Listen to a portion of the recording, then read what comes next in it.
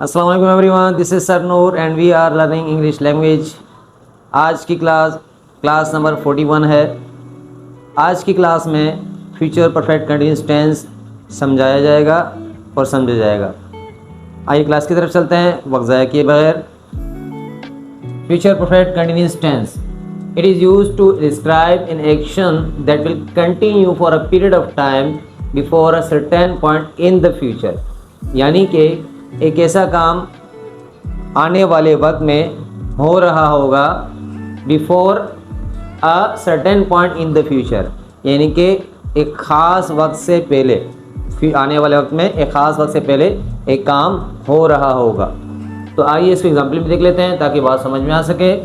Bye next year I will have been teaching for 15 years, यानी कि for example मैं teaching कर रहा हूँ और अभी मुझे 14 ईयर्स हुए हैं, तो मैं आने वाले साल की बात कर रहा हूँ कि मुझे 15 साल हो जाएंगे। Mean that by next year, अगले साल, I will have been teaching for 15 years, मैं 15 साल से पढ़ा रहा हूँगा। अगले साल मैं 15 साल से पढ़ा रहा हूँ, मीन दैट अगले साल भी मैं टीचिंग कर रहा हूँगा, लेफ़्ट नहीं करूँगा इंशाअल्लाह ताला। आगे चलते हैं, यूजेस देख लेते हैं। To show duration before a future time, क्या करेंगे? ड्यूरेशन को शो करेंगे before a future time, future में एक ख़ास वक्त से पहले। इसकी एग्जाम्पल देख लेते हैं। By 8 o'clock she will have been studying for 3 hours। 8 बजे, बाय 8 o'clock 8 बजे से she will have been studying for 3 hours। For example अभी 6 बज रहे हैं और अभी आने वाले वक्त में 8 बजेंगे, तो उसकी बात की जा रही है कि 8 बजे she will have been studying for 3 hours, यानी कि उसको 3 घंटे से वो पढ़ रही होगी जब 8 बजेंगे। सही, तो ये वक्त से पहले की बात हो रही है। इसके बाद नेक्स्ट पॉइंट है यूजेस के अंदर, to emphasise continuity of a future action. Future action की कंटिन्यूटी यानी कि काम का जारी होना जो है, इस पर एम्फसाइज होगा, जोर दिया जाएगा। एग्जाम्पल के ऊपर आते हैं। They will have been travelling all day, वो पूरा दिन सफ़र कर रहे होंगे। फॉर एग्ज़ाम्पल आपके कोई रिलेटिव हैं और वो जो है किसी जगह विज़िट करने गए हैं और वो काफ़ी डिस्टेंस के ऊपर है, तो वो पूरा दिन जो है वो सफ़र कर रहे होंगे। तो मीन्स दैट आज सुबह फॉर एग्ज़ाम्पल निकले और अगली सुबह वो पहुँचेंगे, तो वो पूरा दिन जो है वो ट्रैवलिंग करते हुए जा रहे थे। तो यहाँ पर यही सेंटेंस आप इसको यूज़ कर सकते हैं उसके लिए। They will have been travelling all day, वो पूरा दिन सफ़र कर रहे होंगे। पॉइंट नंबर 3 में जो है टू शो कॉज और रिजल्ट इन द फ्यूचर, ये वही सेम पॉइंट है जो हमने पिछली क्लास में समझा था। कॉज और रिजल्ट जो है इसमें शो किया जाएगा। For example he will be tired, वो थका हुआ होगा। क्यों? क्योंकि because he will have been running, क्योंकि वो दौड़ रहा होगा। तो यहाँ पर भी हम इसको जो है रिजल्ट शो कर रहे हैं, और रिजल्ट कौन सा है? थका हुआ होना। ही विल बी टायर्ड, ये इसका रिजल्ट है। तो ही विल किस वजह से, रीज़न क्या है उसका?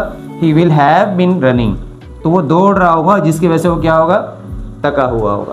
ठीक, तो ये आपके इसके यूजेस हैं। अब आते हैं कि फ्यूचर परफेक्ट कंटिन्यूअस टेंस का जो है जुमला बनते कैसे है। सबसे पहले हम अफर्मेटिव की तरफ आते हैं। एज यूजुअल सब्जेक्ट आता है, सब्जेक्ट के बाद प्लस विल हैव आएगा, और विल हैव के बाद जो बीन का लफ्ज़ इस्तेमाल जो सारे परफेक्ट कंटिन्यूअस टेंस के अंदर हमने यूज़ किया है वो यहाँ भी यूज़ होगा। इसके बाद वर्ब की फोर्थ फॉर्म यूज़ की जाएगी, जहाँ जो सब परफेक्ट कंटिन्यूअस टेंस में हमने यूज़ की, प्लस ऑब्जेक्ट आ जाएगा। फिर इसी तरीके से सीन्स या फॉर में से कोई एक यूज़ होगा टाइम और ड्यूरेशन के लिहाज से। अगर टाइम गिवन है या ड्यूरेशन गिवन है तो उस हिसाब से या तो सीन्स इस्तेमाल होगा या फिर फॉर इस्तेमाल होगा। इसकी एग्जाम्पल देख लेते हैं, यहाँ फार्मूले के ऊपर पुट करते हैं।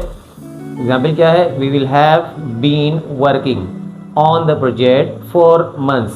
तो यहाँ वी जो है वो सब्जेक्ट है, विल हैव बीन ये आपके फार्मूले का है। इसके बाद वर्क की फोर्थ फॉर्म यूज़ की गई है वर्किंग, और फिर ऑन द प्रोजेक्ट ये आपका जो है ऑब्जेक्ट है। फॉर यहाँ जो इस्तेमाल किया गया है सिंस और फॉर में से। क्यों? क्योंकि यहाँ मंथ्स का जिक्र हो रहा है, 4 months, तो मंथ्स काउंटेबल टाइम है, इसलिए हम यहाँ पर क्या लगा रहे हैं?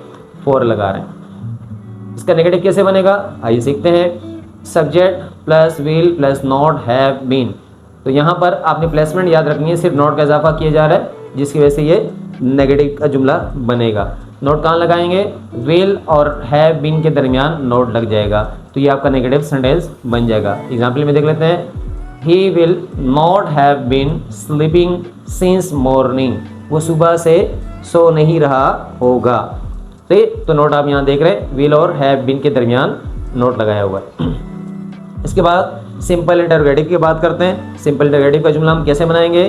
क्योंकि ये फ्यूचर का है तो इसका विल जो है स्टार्टिंग में लगा देंगे और विल के बाद सब्जेक्ट लग जाएगा, और बाकी जो है इसका हैव बीन जो है वो यूज़ किया जाएगा सब्जेक्ट के बाद। फिर वर्ब की फोर्थ फॉर्म एज यूजुअल, बाकी सारी चीज़ वही होंगी, सिंस और फॉर और फिर टाइम या ड्यूरेशन में से। और आखिर में क्योंकि सवालिया जुमला है हम सवालिया निशान लगा देंगे, यानी कि क्वेश्चन मार्क लगा देंगे।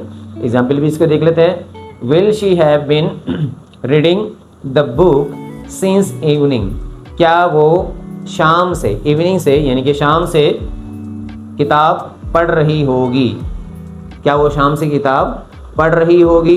तो यहाँ पर इवनिंग की वजह से हमने यहाँ पर सिंस का इस्तेमाल हुआ है, क्योंकि इवनिंग क्या है? अनकाउंटेबल टाइम है। तो आज की क्लास कंप्लीट हो गई, फ्यूचर परफेक्ट कंटिन्यूअस टेंस, और हमारे जो परफेक्ट कंटिन्यूअस टेंस की सीरीज़ थी वो भी आज कंप्लीट हो गई है अल्हम्दुलिल्लाह।